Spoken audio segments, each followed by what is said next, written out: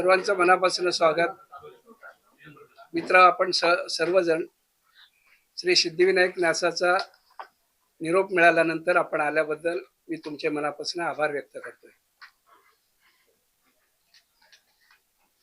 या बैठकीमध्ये निश्चितच या गोष्टींचा उहापोह केला जाईल की आमचं हिंदूंचं दैवत असलेलं सिद्धिविनायक मंदिर यांना कोणी बदनाम करतंय का, अशा प्रकारची एक शंका सर्वसामान्य नागरिकांच्या मनात आहे. एक 2च दिवसापूर्वी कार्यकर्त्यांच्या मेळाव्यामध्ये बाजूलाच असलेल्या सभागृहात सन्माननीय राजसाहेबांनी जे एक पत्र वाचून दाखवलं आणि त्याचा विपर्यास झाला, याबद्दल आज आपण सखोलपणे चर्चा करणार आहोत.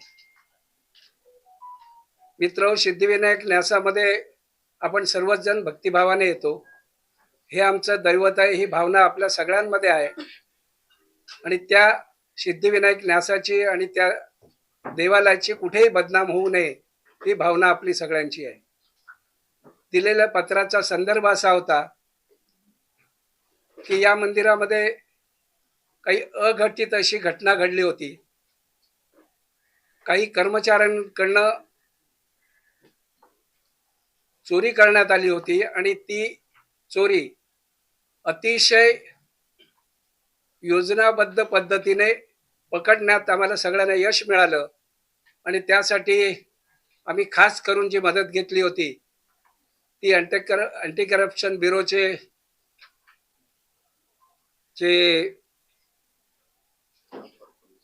अप्पर पोलीस आयुक्त, ज्यांचं नाव नांगरे पाटील साहेब, यांची आम्हाला मदत मिळाली, त्यांचं मार्गदर्शन मिळालं आणि त्यानंतर ही चोरी पकडण्यात आम्हाला यश आलं.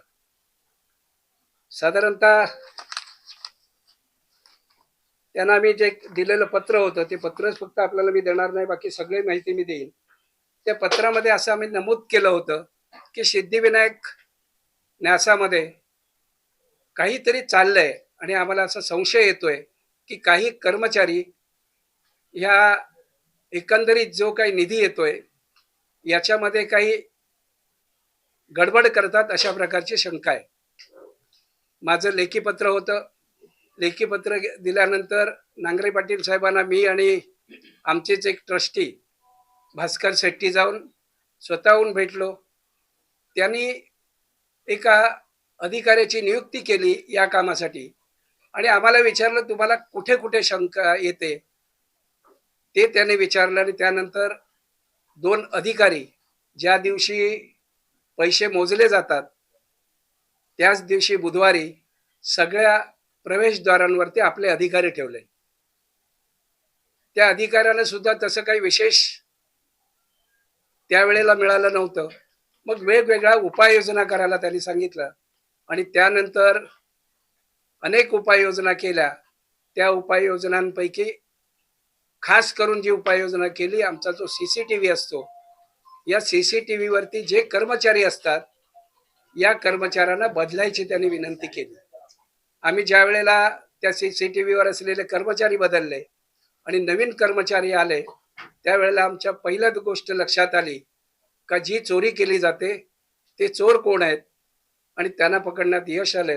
त्याचा 1 नंबरचा जो आरोपी आहे तो आहे तेंडुलकर म्हणून आणि त्याला अरेस्ट करण्यात आली. त्यानंतर त्याला सहकार्य करणारे आणखी 9 कर्मचारी होते. ह्या 9 कर्मचाऱ्यांना सुद्धा राजन पेंडुरकर, मी सगळ्या नाव सगळ्यांची नावही आपल्याला देईन. पेंडुरकर, त्यानंतर एक घाडीगावकर, अशा प्रकारची ही 9 नावं आहेत. त्यांना ताबडतोब त्याच दिवशी ज्या वेळेला आम्हाला ते CCTV मध्ये दिसलं 5 मिनिटाचा विलंब न करता ताबडतोब पोलिसांना तक्रार करण्यात आली आणि पोलिसांनी त्यांना अरेस्ट केलं. त्यानंतर त्याला सहकार्य करणारे आणखीन जे 8 जण होते त्यांनाही अटक करण्यात आली. साधारणतः हे सगळे कर्मचारी 3 दिवस, 4 दिवस, 5 दिवस हे जेलमध्ये होते आणि त्यानंतर त्यांची जामिनांवरती सुटका झाली. ज्या वेळेला आम्ही चौकशी केली त्यावेळेला आमच्या एक गोष्ट लक्षात आली, चोरी करणारे जे प्रमुख होते त्यांना विशाखा राऊत यांनी नोकरीला ठेवलं होतं आणि त्यांच्या ते जवळचे होते. इतर जे कर्मचारी आहेत ज्याच्यामध्ये चोरी केली गेली किंवा ज्यांनी चोरी केली, बहुतांश हे कर्मचारी हे उभाटाच्या शाखेत जाण्या येणारे आहेत.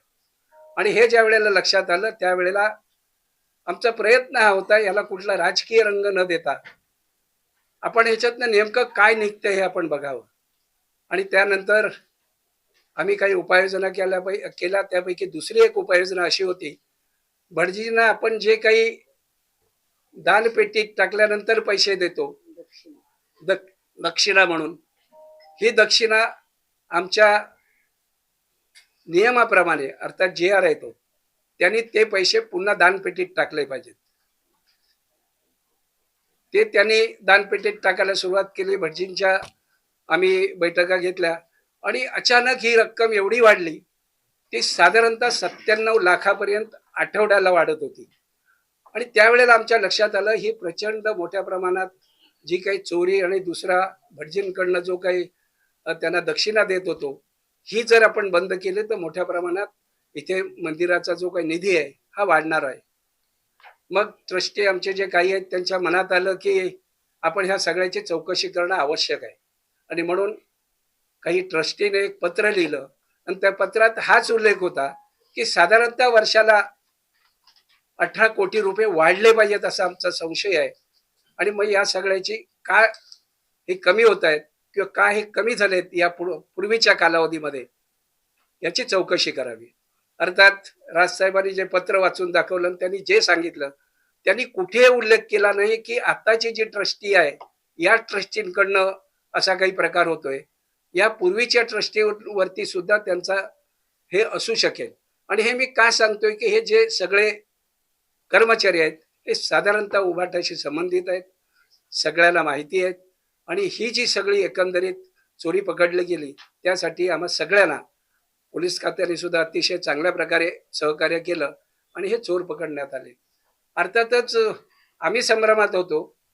ही एकदम 6-8 आठवड्यात जी रक्कम वाढली आहे ह्याचं मूळ कारण काय आहे हे शोधणं आवश्यक होतं. भटजींचे पैसे कमी केले की भटजीने पुन्हा पेटीत टाकायला लागल्यामुळे केले का, ह्या चोरीचा फार मोठे आणखीन काही रॅकेट आहे का हे शोधणं आवश्यक होतं. आणि त्यामुळे तशा प्रकारचं पत्र हे आमच्या काही ट्रस्टीने हे फक्त न्याय आणि विधी खात्याला दिलं. शिंदे साहेबांना पत्र दिलेलं नव्हतं. शिंदे साहेबांना पत्र द्यायची गरज नव्हती. त्याचं कारण असं, आम्ही त्यांना जाऊन भेटणार होतो, मुख्यमंत्र्यांना जाऊन भेटणार होतो आणि ही सगळी गोष्ट आम्ही त्यांच्या कानी घालणार होतो. आणि म्हणून मला असं वाटतं ही नसलेलं पत्र, नसलेल्या ठिकाणी शिंदे साहेबांचं नाव आणि युती मधल्या काही प्रमुख नेत्यांची नावं घेऊन जे बदनाम करण्याचा आणि हिंदूंचं आराध्य दैवत असलेल्या सिद्धिविनायकाला बदनाम करण्याचा जो काही घाट घातला जातोय याबद्दल आपल्याशी बोलावं म्हणणंच आपल्याला या ठिकाणी आम्ही निमंत्रित केलेलं आहे.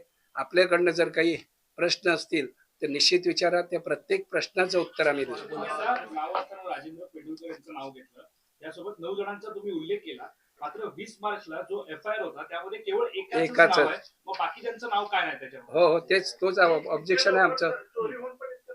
हे भेटण्याचं कारणच हे आहे की आता तो FIR सुद्धा आणलेला आहे आणि नावं सगळ्यांची आहेत.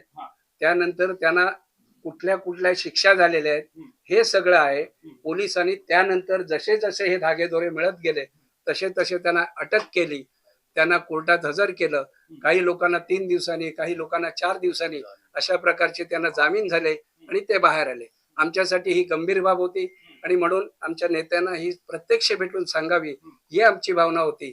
मात्र ह्या सगळ्याची, कारण हे ऑडिट होतं, प्रत्येक वर्षाला जे काही जमा होते त्याची ऑडिट होतं आणि हे ऑडिट व्हावं चांगल्या दृष्टीने म्हणून न्याय आणि विधी खात्याला आमच्या काही ट्रस्टीने हे पत्र दिलं होतं आणि तशा प्रकारचं ते पत्र होतं. साधारणतः एकच मला संधी द्या. या उपाययोजनांमध्ये अनेक उपाययोजना केल्या होत्या. साधारणतः आम्ही 1.5-2 वर्षात जे आलो, साधारणतः 45 लोकांना आम्ही कारवाई केली होती. हे 9 जण जी पे वरती लोकांना दर्शन देण्यासाठी पैसे घेत होते ते साधारणतः 19 जण प्रत्यक्ष स्टॉल धारकांमार्फत काही कर्मचारी दर्शन घेत होते, त्यांच्यावरती कारवाई केली. अशा प्रकारची जवळ ही माझ्याकडे यादी आहे, अशा प्रकारची जवळजवळ 45 ते 46 कर्मचाऱ्यांवरती आम्ही ही कारवाई केलेली आहे आणि त्या सगळ्यांना त्याच्या पनिशमेंट दिलेली आहे. नाही, राज ठाकरेंनी या पत्रकार सगळ्यांची परिषद नोंद घेतल्यानंतर पोलीस ठाण्यामध्ये या राज सगळ्यांची ठाकरेंनी नोंद आहे. पत्रकार परिषद घेतल्यानंतर तुमच्यापैकी काही विश्वस्तांनी स्वतःच्या रील्स केल्या, त्या पाठवल्या, तुम्ही नंतर बोललात. पण मग एवढी मोठी घटना घडल्यानंतर तुम्ही स्वतः माध्यमांसमोर का आला नाही? आलो ना नाही नाही, कधी त्याच दिवशी हा. सेम. म्हणजे मला वाटतं त्यांनी बोलले असतील इथे दुपारी वगैरे. नाही नाही नाही नाही. किती ही वाजता चोरी बोलले? ही चोरी झाली, त्याच्यानंतर एवढ्या मोठ्या उपाययोजना तुम्ही केल्या, हे सगळं एवढं घडत होतं, तुम्ही मुंबईकरांना, राज्यातल्या जनतेसमोर का आला नाहीत? हा पब्लिक विश्वस्त न्यास आहे. नाही, या बाबतीत आम्ही सगळ्यांना माहिती दिली. सगळ्यांना माहिती दिली. आपले अनेक प्रेस होते, त्यांनाही माहिती होती आणि ही जाहीर बातमी झाली होती. त्याची टीव्हीवरती सुद्धा सांगण्यात आली होती. आणि ही प्रशासकीय अधिकारी म्हणून ज्यांची नियुक्ती या ठिकाणी होती, त्यांच्या नावाची तक्रार होती, त्या पोलीस स्टेशनला गेल्या होत्या. आणि मला असं वाटतं न्यास आणि प्रशासन अशा दोघांनी मिळून ती तक्रार, आणि आमच्या तक्रारीवरूनच हे पकडले गेले होते. आम्हीच ते पकडले होते आणि त्याची मदत अँटी करप्शनने आम्हाला केली, हेही आम्ही तुम्हाला सांगितलं. आता त्यांचं स्टेटस काय आहे?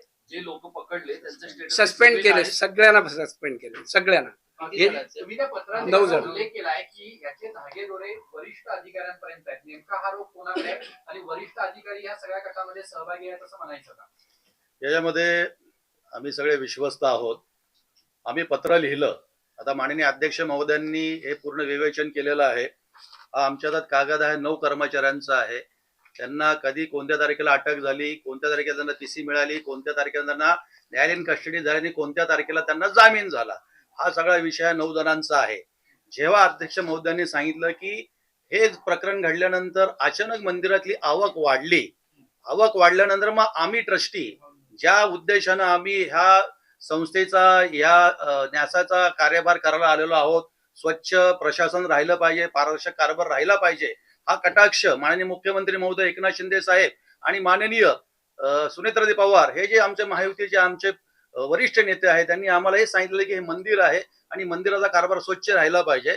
या दृष्टीने माननीय अध्यक्षांच्या मार्गदर्शनाखाली कोषाध्यक्ष पवन त्रिपाठी जे असतील, आम्ही सगळे विश्वस्त मंडळ गेली 1.5 वर्ष पूर्णपणे प्रयत्न करतोय आणि या प्रयत्नाचाच भाग म्हणून 46 कर्मचारी निलंबित झाले. मला सांगा की 46 कर्मचारी निलंबित झाले, 9 अटक झाली, 9 जण सस्पेंड झाले. 2-2.5 वर्षापूर्वी अशा बातम्या तुम्ही 10 वर्षात कधी न्यासाच्या वाचल्या होत्या का? आम्ही आधीच्या विश्वास आरोप करत नाही, पण यापूर्वी का घडलं नसेल असा आमचा संशय. आम्ही आरोप करत नाही. आम्हाला जेव्हा कळलं ट्रस्टी मंडळींना की बाबा आमच्या दर बुधवारी, या बुधवारी जेव्हा आम्ही कलेक्शन करतो, त्याच्या दुसऱ्या बुधवारी, पुढच्या बुधवारी आम्ही 4थ्या मजल्यावर जे दानपेटी आहे, जे भक्त मोठ्या भक्तिभावाने देणगी बाप्पाच्या चरणी अर्पण करतात, त्याची काउंटिंग केली जाते. त्याची काउंटिंग अधिकाऱ्यांच्या वरिष्ठ बँकेचे अधिकारी असतात. आणि मग आम्हाला आढळलं की यापूर्वी 30 लाख, यापूर्वी 35 लाख, यापूर्वी 40 लाख, यापूर्वी 50 लाख असं जे दान जमा होत होतं किंवा भक्त जे दान करत होते, आणि हे प्रकरण घडल्यानंतर 98 लाख, 94 लाख, 90 लाख हे वाढलं. त्यामुळे आमचा समज असा होता की समज आणि संशय होता की हे जे वाढलेलं आहे हे वाढलं, याच्या मागे ह्याचं ऑडिट झालं पाहिजे. जर 2 वर्षापूर्वी कमी होतं तर 2 वर्षानंतर या गेल्या वर्षभरामध्ये हे उत्पन्न का वाढायला लागलंय, कशामुळे वाढायला लागलंय, ह्याचं ऑडिट होणं गरजेचं होतं. आणि आम्ही एवढं दक्षपणे कारभार करतोय की याच हॉलमध्ये आपण आता सगळे बसलेले आहात. याच हॉलमध्ये आम्ही सिक्युरिटीची बैठक घेतली. जेवढे आमचे 30 सिक्युरिटी आहेत त्यांना आम्ही निक्षून सांगितलं इथे भ्रष्टाचार चालणार नाही, इथे भक्तांकडनं पैसे कोणी दर्शनाचे घ्यायचे नाहीत. इथे जे स्टॉल धारक प्रिमायसेस मध्ये आहेत ह्याच हॉलमध्ये आम्ही त्यांची बैठक घेतली की कुठल्याही स्टॉल धारकाने कुठल्याही भक्ताला लुबाडायचं नाही, कोणीही दर्शनाचे पैसे घ्यायचे नाहीत. तुम्हाला किस्सा सांगतो की दादर स्टेशन पासून, टॅक्सीवाल्यापासून ते फुलवाल्यापासून तिथल्या आमच्या काही कर्मचाऱ्यांपर्यंत रॅकेट चाललं होतं. हे आमच्या निदर्शनास आलं आणि 1 वर्षापासून हे रॅकेट 90% बंद करण्यामध्ये आम्ही सगळे यशस्वी झालो. त्याचाच परिपाक म्हणून हे उत्पन्न वाढायला लागलेलं आहे. 1 मिनिट पूर्ण करतो.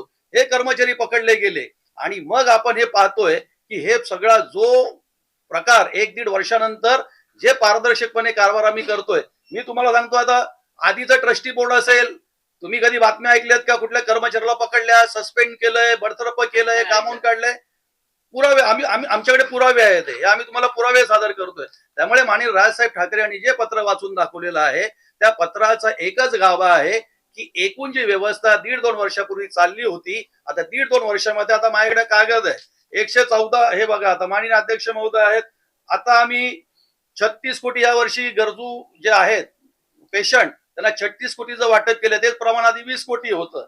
यानंतर तुम्हाला आणखी एक कागद दाखवतोय, दानपेटी जमा 2022 ते 2023 एक मिनिट दानपेटीला जमा आहे. आणि हे बघा एकूण जमा वित्तीय वर्ष 2022 ते 23 106 कोटी. आम्ही जेव्हा ट्रस्टी मंडळ आलो अध्यक्ष साहेबांच्या नेतृत्वाखाली तेव्हा 114 कोटी. आम्ही मागच्या वेळी 2025 मार्चला बजेट मांडलं 134 कोटी आणि 2026 ला मी मार्च मध्ये हे बजेट मांडलं तर 182 कोटी हे मंदिरामध्ये भक्तांनी जे दान केलंय त्याची ही वाढलेली ही रक्कम आहे.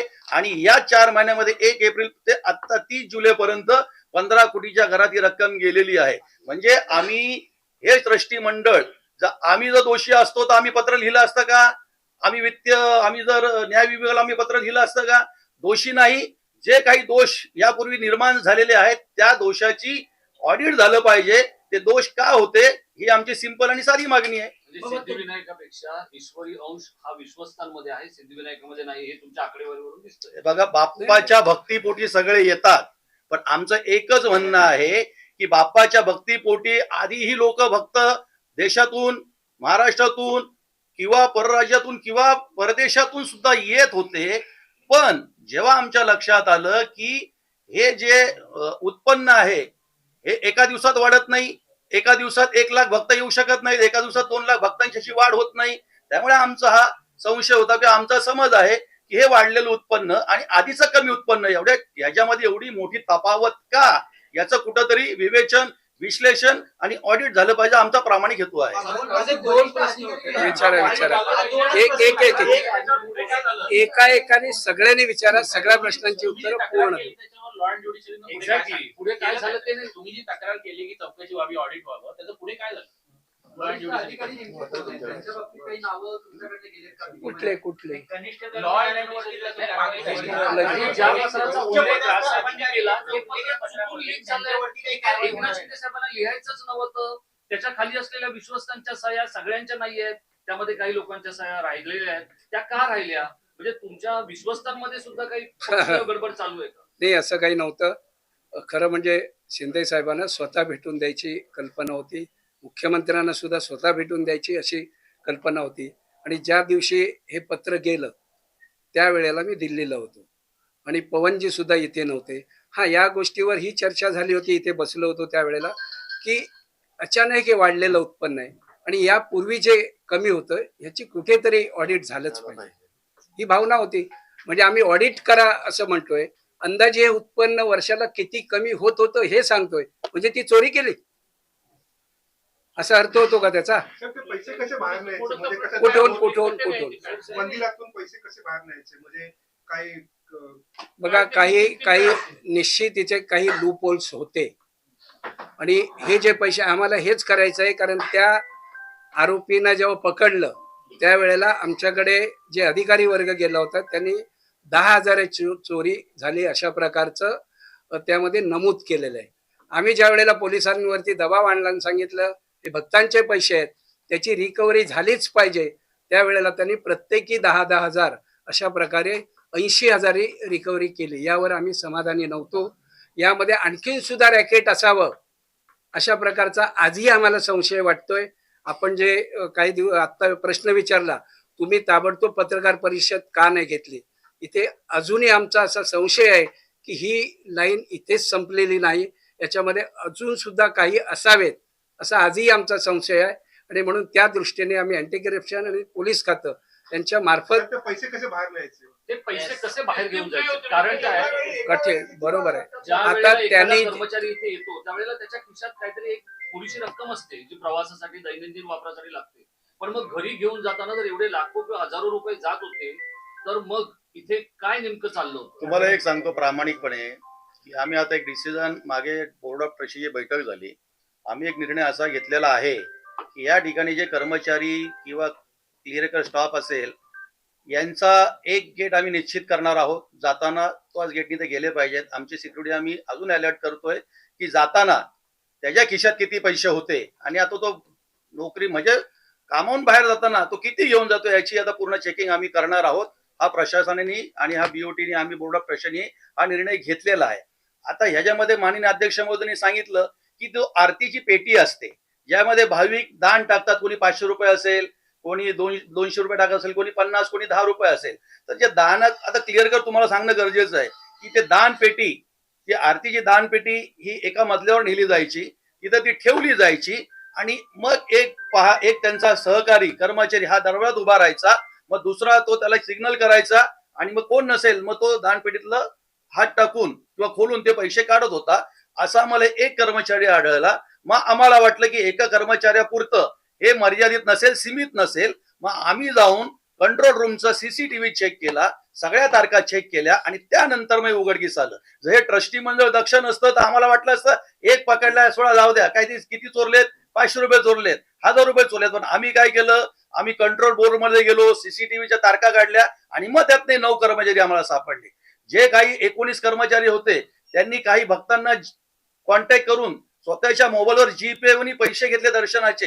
हे जर आम्हाला वाटलं नसतं जाऊ द्या, सोडून द्या, कर्मचारी आपलं, पण आम्ही त्या 19 जणांना सुद्धा सस्पेंड केलं. आम्ही काही लोकांना सिक्युरिटी असे आहेत की आपण जर सगळे मंदिरामध्ये येत आहेत, काही जण 200 रुपये खिशात टाकायचे दर्शनाला जायचे, काही जण 500 खिशात टाकायचे दर्शनाला जायचे. आम्ही ते गेट सुद्धा सील केले आणि आमचे एक ट्रस्टी आता संध्याकाळच्या वेळी राऊंड मारतात, शॉलवाल्यांना भेटतात, बघतात. त्यामुळे कुठेतरी आता हे उत्पन्न वाढायला लागलेलं आहे. त्याचंच फलित आहे की ह्या वर्षी 35% आम्ही झालोय आणि आम्हाला आत्मविश्वास आहे बाप्पाच्या आशीर्वादाने की ट्रस्टी बोर्ड असं काम करतंय. भक्तांचा अजून इकडे ओघ वाढतोय. राष्ट्रीय आंतरराष्ट्रीय स्तरावरून राज्य स्तरावरून भक्त इकडे येत आहेत. पुढच्या वर्षाचं बजेट 250 कोटी जाईल. फक्त पैसे वाढवणं आमचा उद्देश नाही, तर मगाशीच मी सांगितलं 36 कोटी यावर्षी आम्ही अर्थसहाय्य वाटलंय. मूळ प्रश्न नाही नाही, बोला बोला बोला बोला बोला बोला बोला सांगितलं ना आता. पैसे बाहेर गेल्याचं तुम्ही नीट सांगितलेलं नाही. हा एक प्रश्न, याला जोडून एक दुसरा प्रश्न आहे. राम मंदिरामध्ये जेव्हा चोरी झाली, चंपत राय आणि अनिल मिश्रा यांना राजीनामे द्यावे लागले. तुमच्यापैकी कोण राजीनामा देणार कशासाठी? या गोष्टीसाठी? काय हे बरोबर आहे हे की पकडले म्हणून अधिक नाही नाही, हे राजीनामा का द्यायचा? माझा प्रश्न नीट आहे हो. अधिकृतपणे या गोष्टीची नैतिक, राज ठाकरेंनी जे काही म्हटलं किंवा जे पत्र एकनाथ शिंदेना लिहिलं गेलं त्या पत्रातला मजकूर चुकीचा आहे की राज ठाकरेंनी तो चुकीचा वाचला? आणि मग जर तो चुकीचा वाचला असेल, जे घडलं त्याच्यासाठी विश्वस्त म्हणून नैतिक जबाबदारी कोणाची? नाही, याच्यामध्ये एक गोष्ट अशी आहे की आम्ही चोरी पकडली म्हणून आम्ही राजीनामे द्यायचे? चोरी पकडली म्हणून राजीनामे द्यायचे? कसली? आम्ही आजही आम्ही अँटी करप्शनला पत्र लिहिलं. ऐका ऐका ऐका ऐका, नाहीये म्हणूनच आम्ही सगळ्यांशी बोलतोय की आम्ही अँटी करप्शनला पत्र दिलं. अँटी करप्शन नांगरे पाटीलला भेटलो, त्यांनी एका अधिकाऱ्याची नियुक्ती केली. त्या अधिकाऱ्याने आम्हाला ज्या गाईडलाईन्स दिल्या, म्हणजे आम्हाला सांगितलं पहिलं सीसीटीव्ही मधले जे कर्मचारी आहेत ते तुम्ही तिथे बदला. ते बदलल्यानंतर आमच्या आम्ही ज्यांना नियुक्त केले त्या कर्मचाऱ्याने सीसीटीव्ही आम्हाला दाखवले का इथे अशा अशा प्रकारे चोरी होते आणि ही चोरी तिथून फक्त ती पेटी कशी उचलली जाते, पैसे कसे काढले जातात हे दाखवलं. ताबडतोब आम्ही 5 मिनिटाचं सुद्धा वेळ न बघता ताबडतोब त्यांची आमच्या ज्या सीईओ आहेत त्यांना सांगितलं की ताबडतोब कंप्लेंट दाखल करा. त्यांच्या विरुद्ध ती तक्रार दाखल झाली आणि त्यानंतर 1 2 3 4 5 6 असे 9 जण पकडले गेले. आजही आम्हाला असं वाटतं हे पूर्ण झालेलं नाही, यामध्ये आणखीन काहीतरी असू शकतं आणि त्यामुळे तशा प्रकारची खबरदारी ही आमच्या जे सगळे ट्रस्टी आहेत यांनी घेतलेली आहे. हे सगळं बोलताना तुम्ही आता म्हटलात की हे कर्मचारी जे ते विशाखा राऊत यांच्या संपर्कात होते, संपर्कात नोकरीला लावलेले किंवा आणि उभाटाच्या शाखेत जाणारे होते. काही वर्षापूर्वी तुम्ही अखंड शिवसेना होती, म्हणजे ते नेमके तुमच्या म्हणून मी सगळ्यांना ओळखतो, शिवसेनेच्या शाखेत म्हणूनच सांगितलं मी. शिवसेनेच्या शाखेत तुम्हाला शिवसेनेच्या शाखेत जाणारे चोर असं म्हणावं का? असं कशाला मी कारण म्हणतो? की एकंदरीत ज्याने चोरी केली त्यालाच चोर आपण म्हणू शकतो. शाखेत जाणार चोर कसा मी जात होतो? या न्यायाने जर पाहिलं, या न्यायाने कोणत्या ग्राउंडवर तुम्ही हा स्टेटमेंट बोललाय? एक्झॅक्टली शिवसेनेच्या शाखेमध्ये गेले कोणत्या शाखेचा नाही. नंबर आहे का तुमच्याकडे? सगळ्या शाखांचे नंबर आहेत, सगळ्यांना आम्ही आणि मला- रिलीज केलाय का? पोलिसांना त्यांनी सांगितलंय का आम्ही या शाखेमध्ये गेलो होतो? त्यांनी नाही. आता तुम्ही हेच सांगितलं की मी पूर्वी सुद्धा शिवसेनेत होतो. बरोबर आहे. याचा मला- अर्थ मी बघा, तिथल्या सगळ्यांना तुम्ही मुंबई ओळखतो. महानगरपालिकेत होता, स्थायी समितीमध्ये तुम्ही असताना सगळ्यात जास्त नोकर भरती ही ज्या दोन्ही क्लब मध्ये, अंधेरी आणि मुलुंडच्या क्लब मध्ये तुम्ही केलेली होती. तिथेही भ्रष्टाचार चालू आहे. म्हणजे आता लोकांनी तिथे पण तुमची नावं घ्यायची का? तुम्ही मराठी मुलांना नोकरी देणं हे तुमचं कर्तव्य समजलं, तसं राऊतांनी समजलं असेल. आज तुम्ही राऊतांचं नाव घेऊन याला सगळं पक्षीय रंग देताय का? हा माझा कसला प्रश्न. पक्ष रंग? ह्याच्यात एक तर खरं सांगितलं, राजसाहेबांनी आरोप केले. राजसाहेबांच्या किल्लेदारांनी आदेश बांदेकरांवरती पण आरोप केले होते. मग त्या आरोपाचीच पुनरावृत्ती राजसाहेब करतायत का? साहेब तुम्ही प्रश्नाला नाही बघा. म्हणजे असं राज ठाकरे साहेबांनी हे जोपर्यंत जेव्हा महाराष्ट्रासमोर मांडलं, काही तेव्हा या एक- प्रश्नाचं एकाही प्रश्नाला बगल देणार नाही. एकाने प्रश्न विचारा, त्याचं उत्तर तोच द्या. बेसिक प्रश्न आहे माझा की प्रश्न आहे शाखेत विधानसभेत जाते- असताना आदेश बांदेकरांच्या बाबतीत प्रश्न निर्माण केला होता. तुम्ही अध्यक्षपदाचा कार्यभार घेतल्यानंतर त्या प्रकरणांची तुम्ही चौकशी केलात का किंवा त्याची काही माहिती मिळाली का? कुठल्या प्रकारे? जेव्हा आदेश विशाल, बांदेकरांच्या हा संपू दे. तुम्ही जसं म्हटलात की विशाखा राऊत यांनी त्या इसमाला चोराला नोकरीवर लावलं, तसंच जी 9 लोक होती किंवा अधिक तुमच्याकडे जेवढी काही आली त्याच्यातले बरेच लोक जे ती शाखेत जातात, त्याच्यासोबत कोचरेकर सरांनी त्याला संदर्भ दिला की शिवसेनेनं नेहमीच मराठी माणसांना कामाला लावण्याची वगैरे प्रकरणं केली आहेत. बरोबर. त्यामुळे ती संपर्कातली लोक आहेत, पण ती शाखेत जाणार आहेत आणि विशाखा राऊत असं स्पेसिफिक नाव घेऊन तुम्ही याचं राजकीयकरण करताय का? कशासाठी? या सगळ्या गोष्टी नाही, मी सांगितलं ना. राऊतांचं नाव घेऊन असा आहे, जो पेंडुरकर आहे तो शाखा क्रमांक, आत्ताची जी शाखा आहे ती शाखा क्रमांक 194. घाडीगावकर आहे, तोही सामन्याच्या अगदी बाजूला राहतो, तोही त्याच शाखेतला आहे. मी तिथे काम केलेला माणूस आहे, मला माहिती आहे ते. त्यांनी कोणीतरी आमच्यावर शिंतोडे ओढवायचे, पण हे करणारे कोण आहे ते त्यांनी जरा शोधलं पाहिजे ना. मला